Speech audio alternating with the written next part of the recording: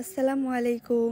মেয়ে বাচ্চাদের কেক মানে অনেক অনেক ভ্যারাইটি, বাট ছেলে বাচ্চাদের কেকের ক্ষেত্রে ভ্যারাইটিটা খুবই কমই থাকে। দেখা যায় মেয়ে বাচ্চাদের কেক আর কি অর্ডার আসলে একটা সিম্পল একটা ডেকোরেশন করি আর কি, যে কোনো পিঙ্ক অথবা পার্পল এরকম টাইপের কালার দিয়ে আর কি করে দেওয়া যায়। বাট ছেলেদের কথা আসলেই কেন জানি অন্যরকম একটা কাজ করে, অনেক আর কি টাফ হয়ে যায় আমার জন্য। তো এটা একটা মেয়ে বাবুর জন্য কেকটা ছিল এই সিম্পল ডেকোরেশনের। তো আজকে জাস্ট আমি উপরে যে ডেকোরেশনগুলো করেছি ওইটাই দেখাবো।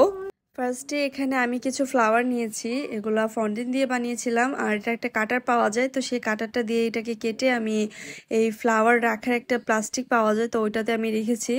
তো এটা রাখার পর এটা ফ্লাওয়ারগুলো একটু শুকিয়ে গিয়েছে বা এসির নিচে রাখার কারণে। তো এটা শুকানোর পরে এটা সেট করতে অনেক ভালো সুবিধা হয়।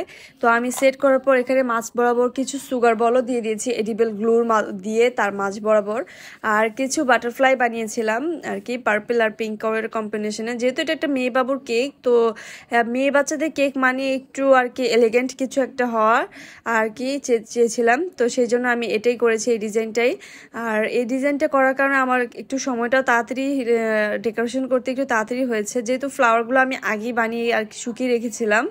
তো এরপর এখানে আমি বাবুর নামটা সেট করে দিচ্ছিলাম। যে বাবুর বার্থডে ছিল সে আবার একটু বয়স 1 বছর ছিল সম্ভবত, আমি সঠিকটা জানা নাই। বাট আমাকে যেমনভাবে বলা হয়েছিল যে একটা ছোটো বাবুর জন্য কেক হবে, তো আমি সেভাবে আমি আর কি কেকটা রেডি করি। আর এরপর এখানে আমি বেবিটার যে বার্থডে ছিল সেটার কাটার দিয়ে, ফন্ডেন্ট কাটার দিয়ে কেটে এটা লিখে দেই। আর কেকটা এইভাবে আমি সিম্পলি ডেকোরেশন করেছিলাম। আর ফ্লাওয়ারগুলো উপরে দিয়েছি, কিছু বাটারফ্লাই দিয়েছি ফন্ডেনেরই। তো সবগুলো দেওয়ার পর এই হচ্ছে সে কেকের কাজের কমপ্লিট। আর এটা ছিল একটা ভ্যানিলা ফ্লেভারের কেক। আর এই হচ্ছে সেই কেকের ফাইনাল লুকটা। কেকটা দেখতে কেমন হয়েছে সবাই অবশ্যই কমেন্ট করে জানাবেন। আর সবাই আমার ভিডিও দেখার জন্য ধন্যবাদ। Thank you so much.